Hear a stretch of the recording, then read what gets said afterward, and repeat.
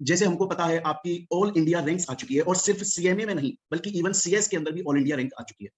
अभिषेक, ये जनरली देखा गया है, जनरली ये थ्योरी होती है कि कोई भी स्टूडेंट जो कि आज ऑल इंडिया रैंक ला रहा है या इतनी टॉप, इतनी ऊंचाई पर पहुंच चुका है, शायद वो हमेशा से ही टॉप पर रहा होगा, इवन वो अपने स्कूल में भी हमेशा नंबर 1 रहा होगा। क्या आपको भी ऐसा लगता है अभिषेक कि ये थ्योरी सही है? मैं अपने बारे में बता सकता हूँ कि मैं एक बिल्कुल नॉर्मल, बिलो नॉर्मल स्टूडेंट था।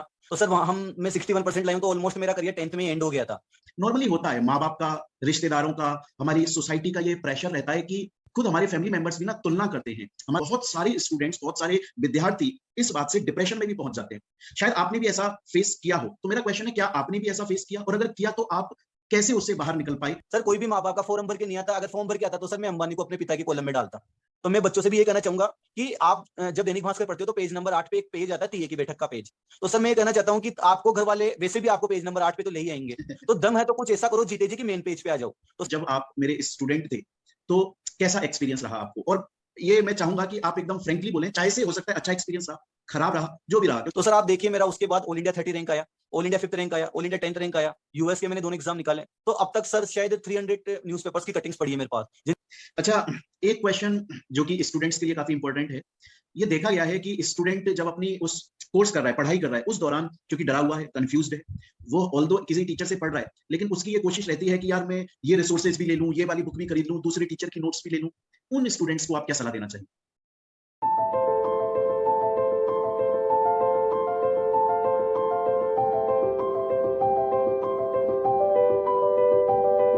हेलो दोस्तों, आज की ये वीडियो बहुत ही खास होने वाली है, क्योंकि आज हम मिलने वाले हैं एक ऐसी शख्सियत से, एक ऐसी पर्सनैलिटी से, जो कि सीएमए की फील्ड में, और ना ही सिर्फ सीएमए की फील्ड में बल्कि सीएस कंपनी सेक्रेटरी की फील्ड में एक बहुत जाना पहचाना नाम है, बहुत सम्मानित नाम है। और सीएमए फाइनल के अंदर उनकी ऑल इंडिया रैंक 10 आ चुकी है, सीएमए इंटर के अंदर ऑल इंडिया रैंक 30 आ चुकी है, और सीएस कंपनी सेक्रेटरी के अंदर ऑल इंडिया रैंक 5th आ चुकी है। उसके अलावा उन्होंने यूएस के 2 बहुत बड़े एग्जाम क्लियर किए। दोस्तों, मैं बात कर रहा हूं मेरे स्टूडेंट सीएमए अभिषेक जैन की। दोस्तों, आज इस वीडियो के अंदर हम ये देखेंगे कि उन्होंने कितना स्ट्रगल किया। हिंदी मीडियम का स्टूडेंट जिसकी 10th में सिर्फ 61% मार्क्स लेकर आया था, आज वो ऑल इंडिया रैंक लेकर आया। हर जगह पर उसके चर्चे हैं, उन्हें बड़े बड़े सेमिनार्स के अंदर बुलाया जाता है, कॉलेजेस यूनिवर्सिटीज में उनको चीफ गेस्ट के तौर पे बुलाया जाता है, लेक्चर देने के लिए बुलाया जाता है, खुद अपना स्कूल रन करते हैं। तो हम मिलने वाले हैं सीएमए अभिषेक जैन से, जो कि सौभाग्य से, लकली मेरे स्टूडेंट थे और मेरे से पढ़े हुए हैं। तो बच्चों, अब मैं स्वागत करता हूं सीएमए अभिषेक जैन का।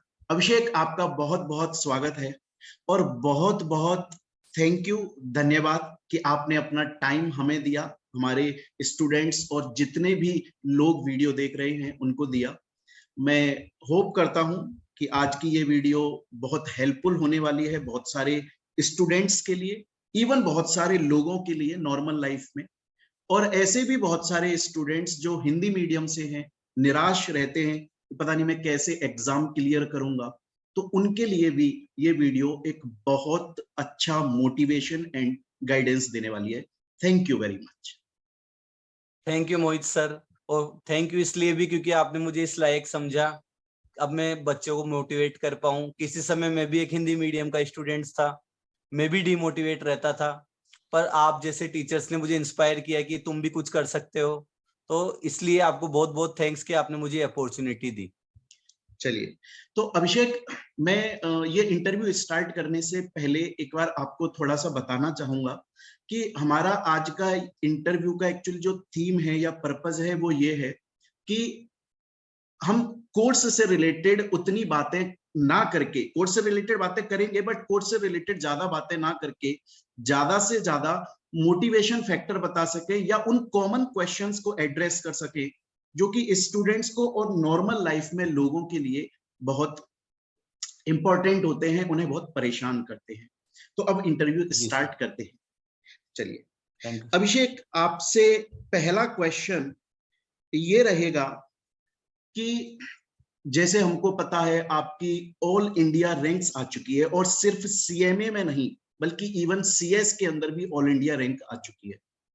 अभिषेक, ये जनरली देखा गया है, जनरली ये थ्योरी होती है कि कोई भी स्टूडेंट जो कि आज ऑल इंडिया रैंक ला रहा है या इतनी टॉप, इतनी ऊंचाई पर पहुंच चुका है, शायद वो हमेशा से ही टॉप पर रहा होगा, इवन वो अपने स्कूल में भी हमेशा नंबर 1 रहा होगा। क्या आपको भी ऐसा लगता है अभिषेक कि ये थ्योरी सही है? सच में जो स्टूडेंट्स या जो लोग आज ऑल इंडिया रैंक्स ला रहे हैं, क्या वो हमेशा से टॉप पर रहते हैं? जी सर, मैं और बच्चों के बारे में तो नहीं बोल सकता, पर मैं अपने बारे में बता सकता हूँ कि मैं एक बिल्कुल नॉर्मल, बिलो नॉर्मल स्टूडेंट्स था। आप सोचिए सर, अगर मेरा 10th में 61% आया है, आजकल 61, आजकल 80%, 90% वाले भी कंपटीशन में नहीं है, तो 61% हिंदी मीडियम से, एक छोटा सा गांव है सर मेरा, टोडा रायसिंह, उसके पास में एक गांव में भाऊंता, हम वहां से हैं। तो सर वहां मैं 61% लाया हूँ, तो ऑलमोस्ट मेरा करियर 10th में ही एंड हो गया था। जो ये समाज का एक प्रेशर रहता है कि 90-95 वाले ही आईआईटी, नीट या कोई भी एग्जाम क्लियर कर सकते हैं, तो सर ये अपनी समाज ने एक क्राइटेरिया बना दिया है कि अगर आपके 90-95 नहीं है तो आप इस दुनिया की रेस में ही नहीं हो। तो मैं तो ऑलरेडी रेस से आउट हो चुका था, रिश्तेदारी से भी आउट हो चुका था। जहां भी बैठता था सब ज्ञान देते थे कि बेटा तू क्या करेगा आगे जाके, तू चल ठीक है इंग्लिश स्पीकिंग का कोर्स कर ले, कंप्यूटर का कोर्स कर ले। तो सर गाँव के अंदर इसी कोर्स को बहुत बड़ा मानते हैं। आप उनसे अचानक पूछ लोगे ना कि कंप्यूटर में कौन सा कोर्स करूं, तो उनको ये नहीं पता कि कंप्यूटर में कौन सा कोर्स करना है। बस उनका तो एक फिक्स है लाइन कि कंप्यूटर का कोर्स कर ले और एक इंग्लिश स्पीकिंग का कोर्स कर ले। चलिए ठीक है, तो जैसा कि हमें ये समझ में आया दोस्तों, इवन खुद अभिषेक जी ने भी हमको बताया कि ऐसा जरूरी नहीं है कि आप अगर स्टार्टिंग में लाइफ में बहुत ज्यादा सक्सेसफुल नहीं हो पाए या बहुत ज्यादा अच्छी तरह से रिजल्ट नहीं ला पाए, तो ऐसा नहीं है कि आपकी लाइफ खत्म हो जाती है। आप फ्यूचर में हो सकता है कि उतनी मैच्योरिटी नहीं थी या उतना हमें अच्छा गाइडेंस नहीं मिल पाया, लाइफ में कोई भी सर्कमस्टेंस थी, पहले हम उतना अच्छा नहीं कर पाए, बट अगर हम मेहनत करें, लाइव एग्जांपल आपके सामने है। आप देखिए अभिषेक की खुद की 10th में 61% बनी, हिंदी मीडियम का स्टूडेंट आज ऑल इंडिया रैंक लेकर बैठा हुआ है। तो ये लाइव एग्जांपल है हमारे पास में, हम इजिली आराम से फ्यूचर में खुद सक्सेसफुल बन सकते हैं। चलिए स्टूडेंट्स, अभिषेक मैं आपसे सेकंड क्वेश्चन ये पूछना चाहूंगा कि जैसे खुद आपने अभी अपने आंसर में भी बताया, नॉर्मली होता है माँ बाप का, रिश्तेदारों का, हमारी सोसाइटी का ये प्रेशर रहता है कि खुद हमारे फैमिली मेंबर्स भी ना तुलना करते हैं, हमारा कंपैरिजन करते हैं। हो सकता है कंपैरिजन शायद हमारे पड़ोसी से हो, हमारे रिश्ते में, रिलेटिव्स में किसी से हो, आपके स्कूल के अंदर किसी से हो। और जनरली ये देखा गया है कि ये जो कंपैरिजन्स होते हैं, ये जो एक तरह का भेदभाव किया जाता है स्टूडेंट के ऊपर, ये उनपे सदमा डालता है। बहुत सारे स्टूडेंट्स, बहुत सारे विद्यार्थी इस बात से डिप्रेशन में भी पहुंच जाते हैं। शायद आपने भी ऐसा फेस किया हो, तो मेरा क्वेश्चन है क्या आपने भी ऐसा फेस किया, और अगर किया तो आप कैसे उससे बाहर निकल पाए? क्योंकि आज आप डिप्रेशन में नहीं हो, सक्सेसफुल हो, तो आपने कौन सी स्ट्रेटेजी या क्राइटेरिया अपनाया? देखिए सर, मैं ये बोलना चाहता हूँ, जो इंडिया में मिडिल क्लास फैमिली और लोअर क्लास फैमिली होती है, इनके माँ बाप बच्चों के थ्रू सपना जीते हैं। मतलब जो वो कुछ नहीं कर पाए या जो भी वो चाहते हैं बनना, वो अगर वो किसी भी स्थिति की वजह से नहीं कर पाए थे, वो अब अपने बच्चों के थ्रू करवाना चाहते हैं। पर सर मैं उन माँ बाप से एक रिक्वेस्ट करना चाहता हूँ, कभी भी अपना सपना उस पर मत डालो। देखिए सर, जैसे मान लो मैं था, तो मैं भी 10th के अंदर जब इतनी कम परसेंटेज लाया था, तो आप भी जानते हो ये कंपैरिजन चलता ही है कि फलाना जी का बच्चा मोहित है, बिज्जू है, अशोक है, उसके 90 बन गए, उसके 91 बन गए, उनका बच्चा डॉक्टर बन गया, उनका बच्चा इंजीनियर बन गया। ये कंपैरिजन कंटिन्यू करवाया जाता है पेरेंट्स के थ्रू। तो उससे क्या होता है, बच्चा ये तो भूल जाता है कि वो कौन है, बस उसे तो ये पता है कि उनका लड़का डॉक्टर बन गया तो मुझे भी वही बनना है। अब उसका सपना कुछ भी हो, उसे क्या बनना था ये पूछा ही नहीं गया, उसे तो बस ये बताया गया कि फलाना जी का लड़का ये बन गया। तो सर मैं माँ बाप से यही अपील करना चाहता हूँ कि आप अपना सपना, या किसी और बच्चे ने जो भी अचीव किया है, ये उसका हार्ड वर्क था, वो जो भी बनना चाहता था वो बन गया, पर आप ये मत बताओ उसे कि आप भी उसके जैसे बनो। आप ये बोलो कि बेटा जो तुम कर सकते हो तुम उससे अच्छा करो, और उससे क्यों किसी से कंपेयर करना है, नहीं तुम्हें अच्छा करना है, तुम्हें ये बनना है। नहीं तो सर क्या होता है, बच्चा डिमोटिवेट हो जाता है और मैं माँ बाप से एक बात और बोलना चाहूंगा सर, आप कोई भी पेरेंट्स को बुरा नहीं मानना चाहिए जो मैं अब बात बताने जा रहा हूँ। आप एक मिनट के लिए सोच के देखो, मुझे ये बताया गया कि तुझे अशोक जैसे बनना है, तुझे बिज्जू जैसे बनना है, तुझे अनिल जैसे बनना है। अब मैं उन माँ बाप से एक बात पूछना चाहता हूँ, अगर जिस दिन तुम्हारे बच्चे ने तुमसे ये पूछ लिया कि पापा फलाना जी अशोक जी हैं, उनके पास इतनी बीघा जमीन है, वो आज कलेक्टर हैं, पापा वो तो एसपी हैं, पापा वो करोड़पति हैं, पापा वो अरबपति है, पापा अगर आप वो वाले पापा होते तो मुझे पढ़ने की जरूरत ही नहीं पड़ती, पापा पापा आप वो वाले अशोक अंकल क्यों नहीं हो, आप वो वाले कन्हैया अंकल क्यों नहीं हो, आप भी वो नहीं हो ना, तो मैं भी वो बिज्जू अशोक नहीं बनना चाहता पापा, मैं भी आपको जैसे वैसे एक्सेप्ट किया। सर कोई भी माँ बाप का फॉर्म भर के नहीं आता, अगर फॉर्म भर के आता तो सर मैं अंबानी को अपने पिता के कॉलम में डालता। आप समझते हो, हर इंसान ही उनको ही डालता। तो सर ये अपन कोई चॉइस से नहीं आए यहाँ पे कि ये मेरे माँ बाप है, मेरे माँ बाप जो भी है मैं उनको अपना सब कुछ मानता हूँ, तो उन्हें भी अपने बच्चों को सब कुछ मानना चाहिए सर। कभी भी अपने बच्चे को क्या करते हैं, कंटिन्यू हिंदुस्तान के अंदर में मैक्सिमम पेरेंट्स से मिलता हूँ, जैसे सेमिनार वगैरह करता हूँ, वो बस कंपेरिजन कंपेरिजन करके वो तो ये तो भूल ही गए कि उनका बच्चा क्या करना चाहता था, वो कैसे उसे मोटिवेट करें। पर वो नहीं, वो कंपैरिजन कर करके उसे इतना डिमोटिवेट कर देते हैं कि वो खुद मान लेता है कि वो नालायक है। जैसे मेरा 10th में 61% आया था, मेरा करियर खत्म कर दिया था सर उस समय। पर फिर मैंने सपना सोचा कि नहीं, अपन को ऑल इंडिया रैंक लाना है। आप सोचो सर, मैं बैक टू बैक 3 बार ऑल इंडिया रैंक लाया। तो वो फिर मैंने अपने अंदर ठानी थी। पर कंपैरिजन की वजह से अगर मैं अपने आप को डिप्रेस करता तो सर आज मैं शायद कहीं प्राइवेट जॉब कर रहा होता, छोटी मोटी। बिल्कुल सही, बिल्कुल सही। चलिए देखिए दोस्तों, जितने भी लोग वीडियो देख रहे हैं, मैं उनसे बोलना चाहूंगा, और शायद मुझे बोलने की जरूरत भी नहीं पड़नी चाहिए, खुद अभिषेक का आंसर इस बात की गवाही देता है कि ऐसा नहीं है कि कोई भी माँ बाप आपका बुरा चाहता है, हर माँ बाप अच्छा ही चाहते हैं, ऑब्वियस बात है। पर उनको भी ये समझना चाहिए कि अगर किसी स्टूडेंट के कम मार्क्स आ गए तो जानबूझ के तो नहीं आए, हो सकता है कोई भी प्रॉब्लम हो गई होगी, है ना। तो शायद पेरेंट्स की भी ये जिम्मेदारी बनती है, उनकी भी ये ड्यूटी बनती है कि थोड़ा अपने बच्चों के प्रति, अपने बच्चों के लिए थोड़ा सा सॉफ्ट नेचर रखें, उनको सपोर्ट करें, ना कि उनका कंपैरिजन करें। बाकी स्टूडेंट हमेशा अपनी मेहनत करता है, मैं ये मानकर चलता सर सर मैं एक बात और बोलना चाहता हूँ हूँ। जी आपसे जी कि सर देखिए, जैसे आज आप किसी भी माँ बाप से बात करो, वो सब चाहते हैं उनका बेटा इंजीनियर बने, सीए बने, सीएस बने, सीएमए बने, पुलिस वाला बने, गवर्नमेंट नौकरी लगे। आपने कभी भी किसी को कहते सुना है कि मेरा बेटा बिजनेसमैन बने? Middle class lower class family तो बिल्कुल भी नहीं बोलती सर। बिल्कुल अब मैं आपको एक साइकिल समझाता हूँ जिंदगी की। आप सोचो सर, अगर मान लो ये सभी पढ़ जाएंगे, सभी आईआईएम से कर लेंगे, सभी आईआईटीएन हो जाएंगे, आप घर से बाहर निकले दूध लेने के लिए, फिर आपको कोई बोले कि नहीं साहब यहाँ तो दूध की दुकान ही नहीं है, 35 किलोमीटर बाद है, क्योंकि इधर तो जो भी थे वो तो सब आईआईटीएन आईआईएम से पढ़े हुए हैं सर। वो न तो कारीगर रहेंगे, न दुकान खोलेंगे, न कपड़ा बेचेंगे सर, वो तो जॉब करेंगे। और जॉब देगा कौन? बिजनेसमैन देगा, पर वो तो कोई बना ही नहीं। तो सर ये दुनिया की साइकिल ही रुक जाएगी अगर सभी लोग पढ़ के सभी लोग जॉब ले लेंगे। तो सर एक बार बताओ, ये दुनिया के अंदर बाकी काम कौन करेगा? सभी जॉब करेंगे तो जॉब देगा कौन? अगर मान लो आज में मैं सोच लेता कि नहीं मुझे भी जॉब ही करना है, तो सर आज हमारे अंडर 100 एम्प्लॉय काम करते हैं, तो आप सोचो मैं आज 100 लोगों का परिवार चला रहा हूँ, कल 1000 लोग काम करेंगे। तो मुझे वो सोचना था, मुझे ये नहीं सोचना था कि मुझे एम्प्लॉय बनना है, मुझे ये सोचना था आप ठीक है, आप पढ़ लिख लो।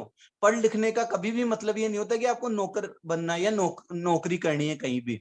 सर पढ़ लिखना ये भी सिखाता है, जैसे मान लो आज मैं पढ़ लिख गया, तो सर आज मेरे पास माइंड है, उस कोई भी चीज एनालाइज करने के लिए दिमाग है, आज मैं टैक्सेशन का मैटर खुद हैंडल कर लेता हूँ। आज सर मेरी पढ़ाई मुझे सबसे ज्यादा क्या सिखाई? Sitting power. पढ़ाई क्या सिखाती है किसी को भी? सिटिंग पावर सिखाती है। आज मैं 6-7 साल तक कंटिन्यू 18 घंटे पढ़ा, तो सर आज में बैठ टिकने की क्षमता है आज मेरे अंदर। आज मैं सुबह 7 बजे स्कूल जाता हूँ, शाम को 7-8 कितने भी बज जाए मैं काम कर लेता हूँ, कितना भी प्रेशर हैंडल कर लेता हूँ, क्योंकि मैंने पढ़ाई का प्रेशर भी हैंडल किया है।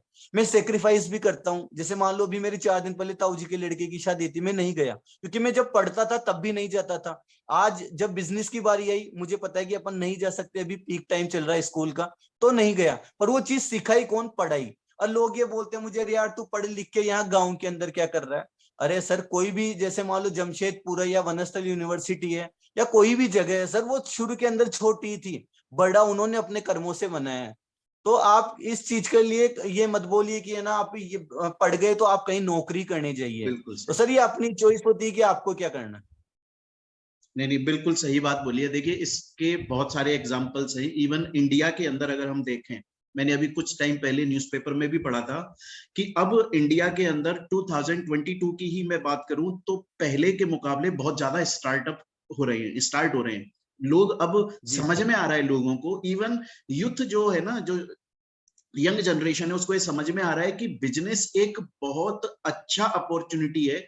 और आज के टाइम पे अगर अपना स्टार्टअप लेकर आते हो तो सिर्फ आप खुद को एम्प्लॉयमेंट नहीं दे रहे हो, बहुत सारे लोगों को दे रहे हो।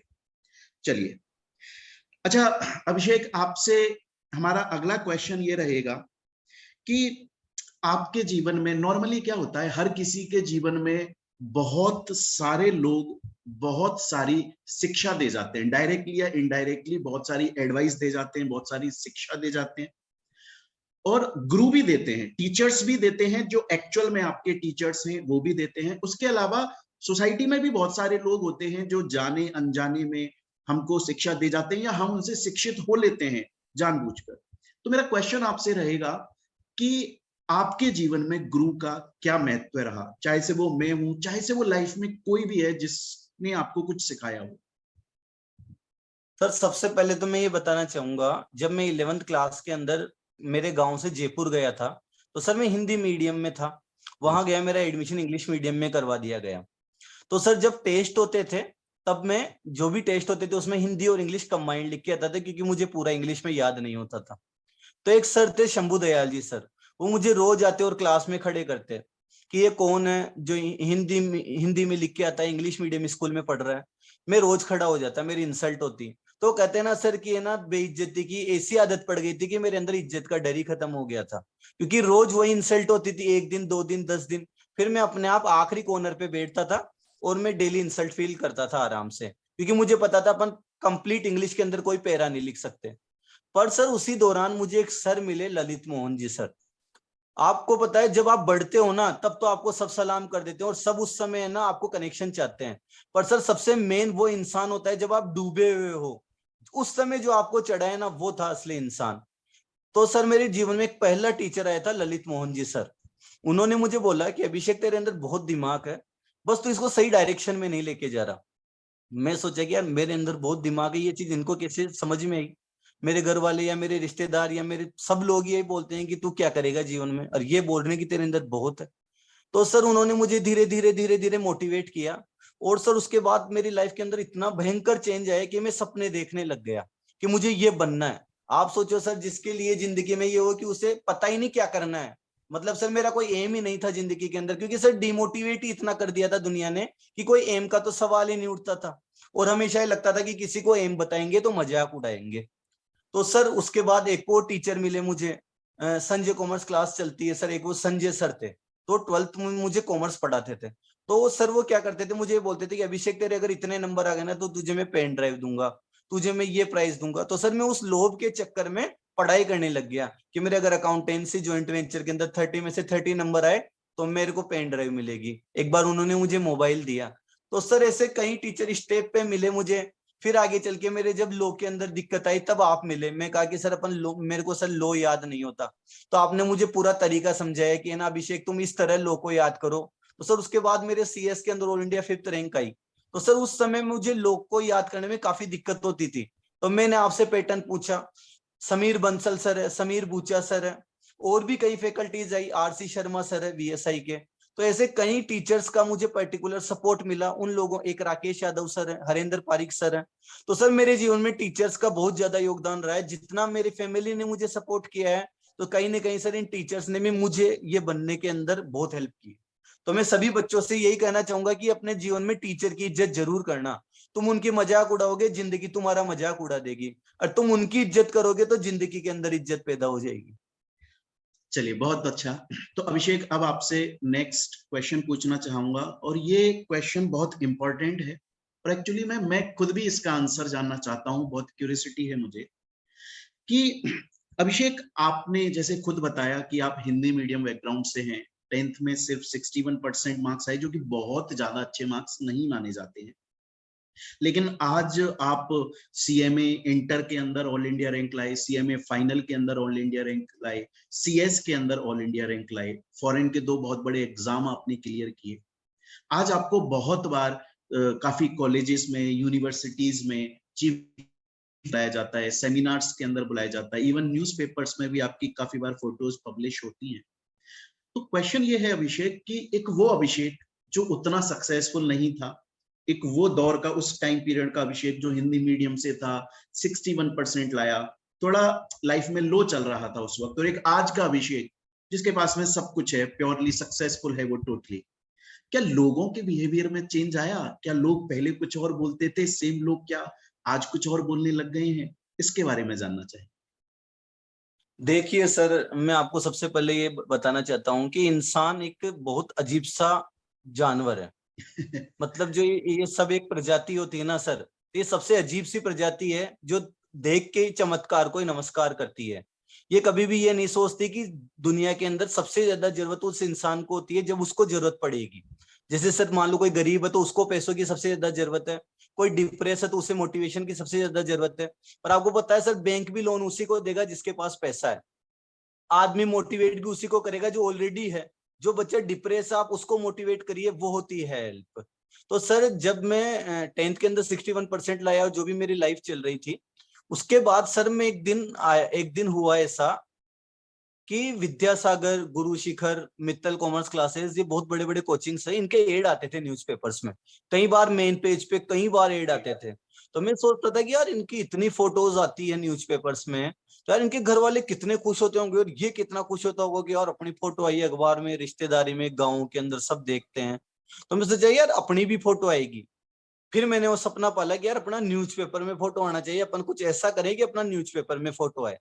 उसके बाद सर आप जानते हो, ये मैं उस समय तो शेयर नहीं करा, मन ही मन में रखता था, क्योंकि सर इस दुनिया में सिर्फ एक ही जने को मेरे ऊपर विश्वास था कि मैं ये कुछ कर सकता हूँ, वो मैं खुद था। उसके अलावा मैं किसी को भी बताता तो सर ये मजाक उड़वाना होता। पर सर फिर मैं उसके लिए मेहनत करने लगा। फिर मैं एक दिन बैठा बैठा सोचा कि यार अगर अपन ये अपना सपना ही किसी को नहीं बता सकते तो अपन अचीव क्या करेंगे। मैं सोचा कि कोई बात नहीं, अब अपन ये बताने लगते हैं सबको। कोई मुझसे पूछता है कि यार तू क्या करना चाहता है, मैं बोले यार मैं ऑल इंडिया रैंक लाऊंगा। जबकि उस समय मेरा पीछे से कहते हैं ना पूरा पाटा साफ है, वो हालत थी जिंदगी की। तो सर वो क्या होता था, सब जब मजाक उड़ाते हैं ना तो वो चीज आपको सोने नहीं देती। वो कहा है ना सर बड़े लोगों ने कि सपने वो नहीं है जो आपकी नींद में अच्छे लगते हो, सपने वो हैं जो आंखों की नींद उड़ा दे। तो सर जब सब मजाक उड़ाते हैं ना आपका, आप सबको अपना सपना बताओ आपकी आपको क्या बनना है। अब वो आपका मजाक उड़ाएंगे तो आपको नींद नहीं आने देंगे। आप कभी भी कोई लापरवाही करोगे ना तो वो चीज रोक लेगी आपको। फिर यार तू ये बात बता रखा है सबको और तू ये करेगा क्या। तो सर फिर उसके बाद में मैंने सोच लिया कि नहीं मुझे ऑल इंडिया रैंक लाना है, और मैंने बोला भी है। सर उसके बाद मैंने इतनी पढ़ाई की, इतना सेक्रीफाइस किया सर, कि मैं लगातार करीबन, मैं आपको टोटल पढ़ाई के ड्यूरेशन में बता रहा हूँ, मैं लगभग 7 साल तक दीपावली, होली, राखी मैंने कोई त्योहार नहीं मनाया। जब तक मैंने पूरी पढ़ाई की तब तक मैं कोई होली, दीपावली, राखी, कोई भी शादियां अटेंड नहीं की मैंने। कंप्लीट कमरा बंद, और यही मेरी दुनिया है। क्योंकि सर आप भी जानते हो अगर मैं इतने लो बैकग्राउंड से इतने अपर कुछ मैंने अचीव किया है तो कहीं ना कहीं मेरे अंदर अनलिमिटेड डेडिकेशन होगा। तो सर फिर मैंने एक सपना पाला कि मुझे बस ये पढ़ना है, और मैं उसी को अपनी दुनिया बना लिया। मुझे नहीं पता कि दुनिया में 3 लाख, 4 लाख, 5 लाख, 1.5 लाख कितने जने एग्जाम देते हैं। मुझे तो बस ये पता था कि मुझे ऑल इंडिया रैंक के टॉप बच्चों में आना है। मेरा कंपटीशन मेरी बुक्स के साथ था कि मुझे आज ये पढ़ के ही सोना है, उसके अलावा मुझे सोना ही नहीं है जब तक ये नहीं होएगा। डेली टारगेट स्टडी करता था मैं कि मुझे लो के 15 पेज पढ़ने, इसके इतने करने। मैं कैलकुलेशन बना के रखता था एडवांस में कि अगर मैं ये करूंगा तो मुझे 3-4 रिवीजन का टाइम मिल जाएगा। पर मैं उस टारगेट के पीछे फॉलो करता था, और एक मेरा सपना था मैं सामने रखता था कि मुझे न्यूज़पेपर में आना है। तो सर आप देखिए मेरा उसके बाद ऑल इंडिया 30 रैंक आया, ऑल इंडिया 5th रैंक आया, ऑल इंडिया 10th रैंक आया। यूएस के मैंने दोनों एग्जाम निकाले। तो अब तक सर शायद 300 न्यूज़पेपर्स की कटिंग्स पड़ी है मेरे पास, जिनके अंदर मेरे खुद पर्टिकुलर मेरे बारे में आर्टिकल्स हैं। बहुत सारी तो सर कटिंग्स अब तो यही हम आपके कहते हैं ना। पीछे देख पा रहे हैं, अभी काफी सारी कटिंग्स तो आपके जी पीछे भी सर, दिख रही ऐसे तो सर खूब सारी कटिंग्स है सर। बस सर मैं ये कहूंगा कोई भी आप ना सपना देखो ना, उसको बताया जरूर करो। जैसे आज है, अब मैं आज आपको बताना चाहता हूँ, और मैं पहले भी लोगों को बताता हूँ कि मुझे एक बहुत बड़ा पॉलिटिशियन बनना है। मैं राजनीति में एक बहुत बड़ा नाम बनना चाहता हूँ। मैं बिजनेस की दुनिया के अंदर सबसे पहले एक अचीवमेंट लाना चाहता हूँ ताकि मेरी फाइनेंशियल स्टेबिलिटी आए। है। उसके बाद मैं पॉलिटिक्स में एंट्री लूंगा, क्योंकि सर आप भी जानते हो जीवन जीने के लिए सबसे पहले आपके पास फाइनेंस होना चाहिए, और पॉलिटिक्स में जाने के लिए तो जरूर होना चाहिए। तो सर उसके बाद मैं पॉलिटिक्स में जाऊंगा, और यही मेरा सपना है। तो मैं बच्चों से भी ये कहना चाहूंगा कि आप जब दैनिक भास्कर पढ़ते हो तो पेज नंबर 8 पे एक पेज आता है तीये की बैठक का पेज। तो सर मैं ये कहना चाहता हूँ कि आपको घर वाले वैसे भी आपको पेज नंबर 8 पे तो ले ही आएंगे, तो दम है तो कुछ ऐसा करो जीते जी कि मेन पेज पे आ जाओ। तो सर बस मैंने इसीलिए मेहनत की कि मुझे मेन पेज पर आना है, और सर मैं वो अचीव करा। और मैं ये चाहूंगा कि दुनिया की हेडलाइंस में मैं कई बार मेन पेज पे आऊं, और उसके लिए मैं दिन रात एक करूंगा, आगे जाके मेहनत करूंगा कि मैं कुछ ऐसा करूं अचीव, कि आपको भी गर्व हो कि मैं आपका स्टूडेंट रहा हूं। चलिए, बहुत बहुत बढ़िया। और दोस्तों, जितने भी लोग वीडियो देख रहे हैं, मैं सच बताऊं, ये बातें ऐसा नहीं है एक्चुअली में, ये जो भी अभिषेक बोल रहा है, क्योंकि अभिषेक को मैंने पर्सनली पढ़ाया है, मैंने उसको देखा है, बहुत डेडिकेशन से उन्होंने पढ़ाई करी है। और अब बोलने की जरूरत नहीं है, आज जो उनकी खुद कहानी ये सब बातें बयां करती हैं। पर एक्चुअली में ये बहुत अच्छी बात बोली है कि बहुत बार ऐसा होता है, हम अपने सपने को ये सोचते हैं कि यार शायद कोई हंस जाएगा। पता है एक्चुअली में वो ये रहता है कि हमें खुद पर सेल्फ डाउट रहता है, यार मैं बता तो दूं, आज आज तो लोग हंसेंगे, कल को अगर मैं अचीव नहीं कर पाया तो। लेकिन जो आपका कॉन्फिडेंस है ना कि हाँ मैं इतनी मेहनत करूंगा कि मैं उसे अचीव कर ही लूंगा, तो अगर उस सिचुएशन में आप इजीली अपने सपने दूसरों को बता सकते हैं। चलिए, अच्छा एक और चीज, मैं नेक्स्ट क्वेश्चन पूछने से पहले एक चीज और बताना चाहूंगा कि अभी अभिषेक हमें स्कूल का जिक्र कर रहे थे, तो अगर कोई भी वीडियो, जो भी लोग वीडियो देख रहे हैं वो कंफ्यूज ना हो। एक्चुअली में अभिषेक खुद अपना स्कूल रन करते हैं, बहुत बड़ा इनका स्कूल है, जयपुर के पास में गांव है, उसमें इनका स्कूल चलता है, और ये उसको मैनेज भी करते हैं। कभी कभी टाइम मिलता है तो थोड़ा बहुत खुद भी बच्चों को गाइडेंस प्रोवाइड करते हैं। तो जो स्कूल की बात आ रही थी, वो खुद अभिषेक का स्कूल है, वो उसको पूरा मैनेज करते हैं।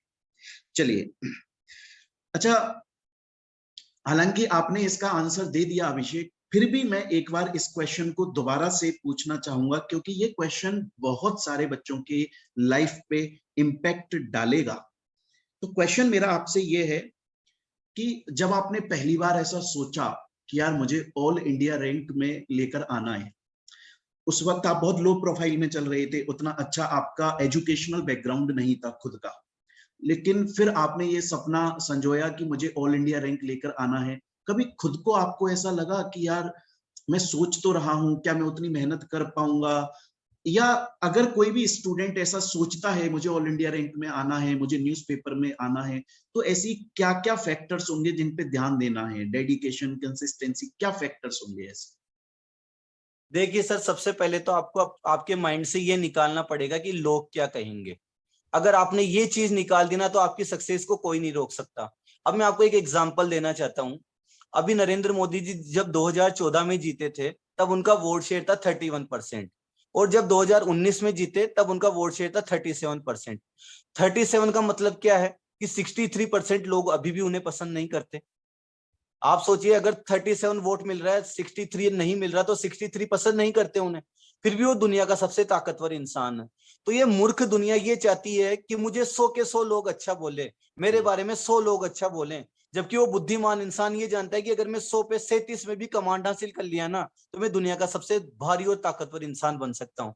तो सर मैं भी इसी थॉट से चलता हूँ कि मुझे 100 लोगों को खुश करना ही नहीं है, मुझे जो मेरे कार्य से खुश है वो ठीक है, और जो नहीं हो वो सामने खड़े हैं। अभिषेक, आपसे नेक्स्ट क्वेश्चन ये रहेगा, और बहुत ही इंपॉर्टेंट क्वेश्चन है, खासकर उन लोगों के लिए, उन स्टूडेंट्स के लिए, या इवन उन लोगों के लिए जो हिंदी मीडियम बैकग्राउंड से आते हैं, कि जैसे आप भी खुद हिंदी मीडियम बैकग्राउंड से थे, और नॉर्मली राजस्थान के अंदर जयपुर के पास एक गांव से बिलोंग करते थे। उसके बाद में फिर आप पास हुए, इतना सब कुछ आपने अचीव किया, उसके बाद में आप मुंबई और भी बहुत सारे ऐसे बड़े बड़े शहर, महानगरों में गए। तो वहां पे क्या आपके उस हिंदी बैकग्राउंड की वजह से क्या आपको कॉप अप करने में दिक्कत आई? क्या इंग्लिश में कन्वर्सेशन करने में कभी कुछ प्रॉब्लम आती थी, या हिंदी मीडियम की वजह से क्या क्या प्रॉब्लम रही है आपको, कैसे ओवरकम किया? जी सर, जैसे मैं जब बॉम्बे गया था, तो वहां क्या होता है, जो इंग्लिश मीडियम के बच्चे होते हैं, वो चला के आपको, वो अपने आप को डोमिनेट करते हैं, आपके ऊपर ऐसा फील करवाते हैं कि आप कुछ नहीं हो, आप गंवार हो, आप गांव से हो। पर सर मैं एक बात करना चाहता हूँ, जो गांव के लोग जितनी मेहनत कर सकते हैं ना, उतनी ये लोग नहीं कर सकते। मतलब मैं उनको नीचा नहीं दिखा रहा, पर सर गांव के लोगों के अंदर भी बहुत मेहनत की आदत होती है। अब आप सोचो, उनके पास बैकग्राउंड ही नहीं था, तो वो कहाँ से सीखते? ये तो है ही नहीं कि हर बच्चा हर लोग शहर में पैदा होंगे, गांव में भी कुछ लोग होंगे, गांव में गांव की स्कूलों में पढ़ेंगे, तो वैसा उनका बैकग्राउंड बनेगा। तो सर उस वजह से काफी प्रॉब्लम्स आई थी, और मुझे काफी बार शर्म भी महसूस होती थी कि यार अपना टोन कैसा है, अपन पिज्जा बोलते हैं, ये कुछ भी बोलते हैं तो ये लोग अपना मजाक उड़ाते हैं, क्योंकि सर अपना नॉर्मल टोन ही वही रहता है। बिल्कुल। पर सर आप कहते हैं ना कि अगर आप मेहनत करते रहो तो शहर के लोगों को भी आप नौकरी दे सकते हो। चलिए, बहुत और सर बहुत दूसरी बढ़िया। बात है सर, मैं सबसे ज्यादा इंस्पायर अपने फादर से होता हूँ। मैं आपको एक किस्सा बताना चाहता हूँ सर। हाँ। जैसे मैं जब छोटा था, 4th 5th क्लास में था, तब एक साइकिल आती थी हीरो की। तो मैं मेरे फादर को बहुत बोलता था कि पापा मुझे ये साइकिल दिलाओ, पापा मुझे ये साइकिल दिलाओ। पापा बोलते थे कि हाँ हाँ दिलाऊंगा। उन्होंने 4th निकाल दी, 5th निकाल दी, 6th निकाल दी। फिर 7th के अंदर मैंने पापा को बोला कि पापा आप प्लीज मुझे साइकिल दिला दो। उस समय वो साइकिल आती थी 2350 रुपए की। फिर मेरे पापा मेरे ताऊ जी के लड़के से थोड़ी बहुत हेल्प लेके और उन्होंने मुझे साइकिल दिला दी। सर आप सोचो, मैंने वो जिंदगी देखी कि मुझे एक साइकिल के लिए 4 साल का वेट करना पड़ा। और मैंने उसी पिता की जिंदगी के अंदर वो दिन भी देखा है जब इनकम टैक्स वाले 3 दिन तक deputy commissioner, assistant commissioner, ITO, 11 clerk हमारे घर पे 3 दिन तक हमारी इनकम की कैलकुलेशन करते रहे। तो मैंने सबसे ज्यादा इंस्पायर मैं अपने पिता से हुआ हूँ कि वो इतने नीचे लो बैकग्राउंड से आज इस मुकाम पे पहुंचे हैं। मैं इसलिए नहीं करा कि हर इंसान बोलता है कि मेरे पिता मेरे हीरो हैं, मेरे पिता मेरे हीरो हैं। वो ठीक है सर, पर मैंने उनकी जिंदगी को नीचे से ऊपर उठते देखा है। इसीलिए मैं भी बिल्कुल लो बैकग्राउंड से, बिल्कुल एक ऐसी, मैंने इतनी मेहनत की कि मैं सब कुछ अचीव कर पाया हूँ। अच्छा, इसके बाद में अभिषेक, ये क्वेश्चन मैं खुद अपने लिए और अपने इंस्टीट्यूट के लिए पूछना चाहूंगा कि जब आप मेरे स्टूडेंट थे तो कैसा एक्सपीरियंस रहा आपको? और ये मैं चाहूंगा कि आप एकदम फ्रेंकली बोलें, चाहे से हो सकता है अच्छा एक्सपीरियंस रहा, खराब रहा, जो भी रहा, क्योंकि मेरा ये मानना है कि अगर खराब भी रहा और आप मुझे वो बताओगे तो एटलीस्ट कम से कम हम उस चीज को सुधार सकते हैं, क्योंकि मैं मानता हूं लर्निंग एक कंटिन्यू प्रोसेस है, वो लगातार जिंदगी में चलेगा। तो प्लीज अपना एक्सपीरियंस शेयर करें जो आपको मेरे साथ में मिला। देखिए सर, मैं आपके लिए सबसे एक अच्छी बात ये बताना चाहता हूँ, जैसे आप भी एक गांव से हो सर। बिल्कुल। तो एक क्या होता है, एक छोटे तबके से निकला हुआ कोई भी इंसान होता है, मैं भी एक छोटे गांव से निकला हुआ था, तो एक अपनापन जुड़ जाता है किसी भी इंसान में। तो सर वो अपनापन मेरे को आपके साथ लगा। मैं कभी भी आपसे कोई बात पूछता था कि सर ये कैसे करूं, ये कैसे पढूं, तो आप बड़े आराम से मुझे बताते थे। कभी भी मुझे ऐसे नहीं लगा कि यार अपन इतनी बड़ी फैकल्टी से बात कर रहे हैं, या एक थोड़ा सा मेरे को डर लगी कि यार मैं पूछूं नहीं पूछूं, क्योंकि सर आपने कभी ये फील नहीं होने दिया कि ना कि यार मैं इतनी बड़ी फैकल्टी हूँ, तुम मेरे से ऐसे कैसे पूछ लेते हो, बार बार आ जाते हो पूछने के लिए।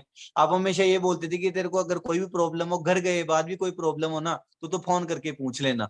तो सर एक अपने आप के अंदर एक ऐसा लगता था कि यार चलो ये सर भी है और अपने भैया भी हैं, तो है ना, कोई भी बात होती थी तो मैं आपको बार बार परेशान करता रहता था कि सर ये वोइड बेनिशियो क्या होता है, लो की कई टर्म्स होती है सर जो शुरू में समझ में नहीं आती, पर आपने मुझे एक एक करके समझाई, और सर उसी का रिजल्ट था कि मेरा ऑल इंडिया 5th रैंक आया था सीएस में।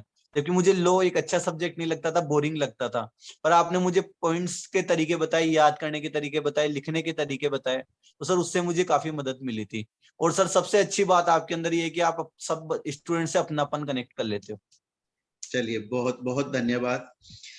चलिए, अच्छा, इसके बाद में एक बहुत ही इंपॉर्टेंट क्वेश्चन, मैं मानता हूं कि ये क्वेश्चन का आंसर सब लोग जानना चाहेंगे कि आज अभिषेक आप इतने सक्सेसफुल हो, और इसमें कोई डाउट नहीं है, बोलने वाली ऐसी कोई बात नहीं है, आप ऑलरेडी इतने सक्सेसफुल हो, और बहुत सारे स्टूडेंट्स, इवन आपके बैच में जो स्टूडेंट्स पढ़ते थे आपके साथ में वो भी, और आपके बाद में जो आपके जूनियर्स आए वो भी, और बहुत सारे स्टूडेंट्स को मैंने देखा है कि आपको इंस्पिरेशन मानते हैं अपना।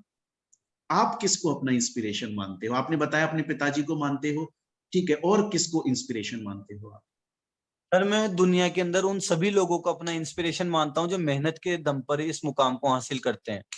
और सर मैं उन सन की लोगों को भी मानता हूं जिनके लिए दुनिया बोलती है ना कि ये पागल है, ये कुछ नहीं कर सकता, और वो कुछ करके दिखा देता है। अच्छा, एक क्वेश्चन जो कि स्टूडेंट्स के लिए काफी इंपॉर्टेंट है। ये देखा गया है कि स्टूडेंट जब अपनी उस कोर्स कर रहा है, पढ़ाई कर रहा है, उस दौरान क्योंकि डरा हुआ है, कंफ्यूज्ड है, वो ऑल्दो किसी टीचर से पढ़ रहा है, लेकिन उसकी ये कोशिश रहती है कि यार मैं ये रिसोर्सेज भी ले लूं, ये वाली बुक भी खरीद लूं, दूसरे टीचर की नोट्स भी ले लूं। उन स्टूडेंट्स को आप क्या सलाह देना चाहिए? देखिए सर मैं उन्हें ये सलाह देना चाहता हूँ कि आप कोई भी बुक पढ़े ना, उसको 4 बार पढ़ लो, 4 अलग अलग बुक मत पढ़ो। कि उससे क्या होता है सर, आपको जब एंड टाइम आता है ना, तब आपको यही समझ में नहीं आता कि अब मैं रिवीजन किससे करूं। पढ़ाई जितना इंपॉर्टेंट रोल प्ले करती है ना, उससे कहीं ज्यादा गुना रिवीजन करता है। क्योंकि अगर आप उसको बार बार रिवाइज नहीं कर पाओगे ना, आप परफॉर्म ही नहीं कर पाओगे। क्योंकि जब आप एग्जाम देने जाओगे ना, तो आपको क्वेश्चन ये तो लगेगा कि इसको पढ़ा हुआ हूं मैं, और उसका आंसर याद नहीं आएगा आपको। वो कब आएगा याद, जब आप उसका रिवीजन करोगे। तो जैसे मान लो सर, मैं आपकी बुक्स पढ़ता था, तो फिर मुझे आप पे विश्वास भी था कि आपकी बुक कंप्लीट होगी। आप जिस टीचर से पढ़ रहे हो, अगर आपको उस पर विश्वास नहीं है ना, तो आप उससे मत पढ़ो। तो सर मैं जैसे आपकी बुक पढ़ता था, मैं उसको कंप्लीट उसी उसी को बार बार रिवाइज करता था। तो सर आई ना मेरी रैंक, तो मैं बार बार ये थोड़ी सोचता था कि मैं फलाना जी की भी बुक पढ़ लूं, उनकी भी पढ़ लूं। मैं ये नहीं करा कि वो बुरी है, पर आपकी अच्छी है, मुझे इससे मतलब था, और मैं उसे पढ़ा, उससे सक्सेस हुई। तो मैं बस ये चाहता हूँ कि आप किसी भी आपको फॉलो करे या किसी भी अन्य टीचर को फॉलो करे, पर जिसको भी फॉलो करे ना, उस पर फेथ रखे। सबसे पहले आप रिसर्च कर लो उसके बारे में कि भाई ये अच्छी है ना। अगर अच्छी है तो फिर उस पर अंधविश्वास करो, भाई अब मुझे यही पढ़ना है, बार बार पढ़ना है, 4-5 बार रिवीजन करना है, तो सर 100% आपका पेपर शानदार जाएगा। चलिए, बहुत अच्छा, बहुत अच्छा। चलिए अभिषेक, बहुत अच्छे आपने जवाब दिए, और मैं मानता हूं कि हमारे स्टूडेंट्स को और बहुत सारे लोगों को लाइफ में इससे बहुत हेल्प मिलेगी, सहायता मिलेगी। अभिषेक, एंड में जाते जाते, इंटरव्यू खत्म करते हुए, आपसे चाहेंगे कि आप हमारे कोचिंग के स्टूडेंट्स को और जितने भी लोग अभी आपको वीडियो में देख रहे हैं, उनको लाइफ के लिए क्या एडवाइस, क्या सलाह देना चाहोगे, या कुछ बताना चाहो अपनी तरफ से आप? सर मैं सभी लोगों को यही बताना चाहता हूँ कि सबसे पहले तो एक अपने आप पे फेथ रखें, एक अपने टीचर के ऊपर फेथ रखें कि अगर वो आपको पढ़ा रहा है, वो पूरी मेहनत कर रहा है आपके साथ, तो आपकी भी ड्यूटी बनती है कि आप, जैसे सर मान लो मेरी रैंक आई, एक बार बताओ, मैं अभी अपनी कमाई का कोई भी पार्ट आपको देता हूँ क्या? नहीं देता। फिर भी आप कितना खुश होते हो कि यार मेरा स्टूडेंट इस लेवल पे पहुंच गया। तो आपके माँ बाप को तो फिर भी आप कमा के कुछ दे दोगे। टीचर एक ऐसा इंसान होता है जो उसको कोई मतलब ही नहीं है फिर बाद में, पर वो बस इसीलिए पढ़ाना चाहता है आपको अच्छा कि आप कुछ अचीव कर लो, और कुछ अचीव कर लोगे तो बस उसे एक ठंडक मिलेगी, यार मेरा पढ़ाया हुआ बच्चा आज इस पोजीशन पे है। तो सर एक सबसे पहले आप ना अपने टीचर्स पे जरूर फेथ रखो, उनकी रिस्पेक्ट करो। दूसरी, अपने माँ बाप की रिस्पेक्ट करो, जो न जाने कैसे कमा के आपके पास से आपको रिसोर्सेज देते हैं, चाहे वो किसी भी कंडीशन में जी रहे हो, पर आपको किसी चीज के लिए मना नहीं करते। वो कैसे फीस अरेंज कर रहे हैं, कैसे आपके लिए मोबाइल ला रहे हैं, कैसे वो क्या कर रहे हैं। मेरे पेरेंट्स भी पता नहीं कैसे कैसे करके मुझे मैनेज करके 11th क्लास में जयपुर भेजा, बाद में कहीं मेरी पढ़ाई के लिए इतना खर्चा किया। अभी यूएस के जो मेरे एग्जाम होते थे वो बहुत महंगे होते थे, डॉलर्स में फीस जाती थी। तो भी उन्होंने मुझे कभी ये नहीं बोला कि यार अभिषेक तू ये मत कर। वो ये कहते थे कि बेटा तेरे तेरे हिसाब से जो तुझे सही लगे वो कर ले। तो मुझे खुद को शर्म आ जाती थी लापरवाही करने में कि यार अपने माँ बाप अपने ऊपर अंधा विश्वास करते हैं, तो अपन को उनका विश्वास नहीं तोड़ना। आपको भी आपके माँ बाप का विश्वास नहीं तोड़ना, टीचर्स की रिस्पेक्ट करनी है, और अब पढ़ाई करनी है। और पढ़ाई भी एक बार मैं आपको ये कहता हूँ, या तो आप पढ़ो या मत पढ़ो, पढ़ो तो पूरा पढ़ो। क्योंकि फिर आप बीच वाली लाइन में रहोगे ना, तो आपको ये अफसोस रहेगा कि यार न तो मैं एंजॉय करा, न सक्सेस हुआ। तो पढ़ाई करो तो इतने डेडिकेशन से करो कि पूरी दुनिया आपके लिए खत्म है, और जब कमरे से बाहर निकलो तो पूरी दुनिया आपकी। चलिए, बहुत बहुत धन्यवाद, बहुत बहुत थैंक यू अभिषेक, आपने अपना टाइम दिया और इतनी अच्छी आपने गाइडेंस दी। ना कि सिर्फ स्टूडेंट्स को तो ये हेल्प करेगी ही, बहुत सारे लोगों को हेल्प करेगी। इवन मैं बताऊं आपको, मैं खुद बहुत मोटिवेटेड फील कर रहा हूं इस वक्त। मुझे ऐसा लग रहा है कि यार मुझे भी और मेहनत करनी है, मुझे भी कुछ ऐसा एक्स्ट्रा करूं, कुछ अपनी और स्ट्रेटेजीज चेंज करूं। तो ऑब्वियस बात है, बहुत सारे लोग, जितने भी लोग वीडियोस देख रहे हैं, उनको बहुत फायदा मिलेगा। अभिषेक, बहुत बहुत थैंक यू, आपने अपना टाइम दिया और हमारे स्टूडेंट्स को इतनी अच्छी advice the. Thank you very much. Thank you sir, thank you so much sir. तो स्टूडेंट्स, ये थे सीएमए अभिषेक जैन, जो कि मेरे स्टूडेंट रह चुके हैं, सीएमए हैं, सीएस हैं, अपना खुद का स्कूल रन करते हैं और बहुत सक्सेसफुल आदमी हैं। इनको बहुत सारे सेमिनार्स में बुलाया जाता है, वो सब आपने अभी इंटरव्यू में सुना। बच्चों और दोस्तों, जितने भी लोग वीडियो देख रहे हैं, इनकी बातों से, इनके जवाब से हमें एक बात तो क्लियर हो जाती है कि हमें मेहनत करती रहनी चाहिए। और अगर कोई स्टूडेंट हिंदी मीडियम से है तो कोई प्रॉब्लम नहीं है। मेरे पास में बहुत सारे ऐसे स्टूडेंट्स के फोन आते हैं जो हिंदी मीडियम से हैं कि सर हम हिंदी मीडियम से हैं, हम इंग्लिश में कॉप अप कर लेंगे क्या? अरे इजिली कर लोगे, मेहनत करो बस। बहुत सारे मेरे पास में साउथ स्टूडेंट्स के आते हैं, साउथ के स्टूडेंट्स के कॉल आते हैं, बोलते हैं कि सर आप हिंदी इंग्लिश दोनों के अंदर समझाते हो, क्या हमें इजिली समझ में आ जाएगा? मैं बोलता हूं आप सिर्फ मेहनत करें, आप पढ़ें और आपको सब कुछ क्रिस्टल क्लियर हो जाएगा। बस मेन चीज है आपकी मेहनत, वो आपको नहीं छोड़नी है। अच्छा स्टूडेंट्स और दोस्तों, मैं वीडियो के डिस्क्रिप्शन में सीएमए अभिषेक जैन, जिनसे अभी हमने बात करी, उनके इंस्टाग्राम हैंडल की डिस्क्रिप्शन दे दूंगा। इंस्टाग्राम हैंडल दे दिया जाएगा वीडियो के डिस्क्रिप्शन में, जिससे अगर कोई भी उन्हें फॉलो करना चाहे, और आपको करना चाहिए, हमें लाइफ में कुछ ऐसी पर्सनैलिटीज को फॉलो जरूर करना चाहिए जो कि इतने सक्सेसफुल हैं, हमें इंस्पिरेशन मिलती है। हम उनसे कभी, उनके पास में अगर टाइम रहा तो हम उनसे अपनी क्वेरी भी डिस्कस कर सकते हैं। इवन मुझे बहुत प्राउड फील होता है कि मेरे पढ़ाया हुआ स्टूडेंट, जैसे सीएमए अभिषेक जैन हो गया, ये ऑल इंडिया रैंक लाया, सीएमए जितेश जैन हो गया जो कि इंडिया का यंगेस्ट सीएमए है, सीएमए निशा गुप्ता हो गई, ऑल इंडिया रैंक 20 लेकर आई, दीक्षा केड़ावत हो गई, ऑल इंडिया रैंक लेकर आई। ऐसे बहुत सारे स्टूडेंट्स जो बहुत मेरे सब्जेक्ट्स के अंदर बहुत सारे बच्चे ऑल इंडिया हाईएस्ट मार्क्स लेकर आए, तो आपको बहुत प्राउड फील होता है कि यार आज मेरे पढ़ाए हुए स्टूडेंट्स इस मुकाम पर पहुंच चुके हैं। चलिए दोस्तों, मैं उम्मीद करता हूं कि ये वीडियो आपको थोड़ा मोटिवेट करी होगी। जो सीएमए और सीएस के बच्चे हैं उनको समझ में आया होगा लॉ सब्जेक्ट कैसे पढ़ सकते हैं, प्रिपरेशन कैसे करें, स्टूडेंट के लिए भी हेल्पफुल है और आपकी लाइफ के लिए भी हेल्पफुल है। तो चलिए दोस्तों, मिलते हैं हम इसके बाद अब अपनी आगे नेक्स्ट वीडियो में। Thank you.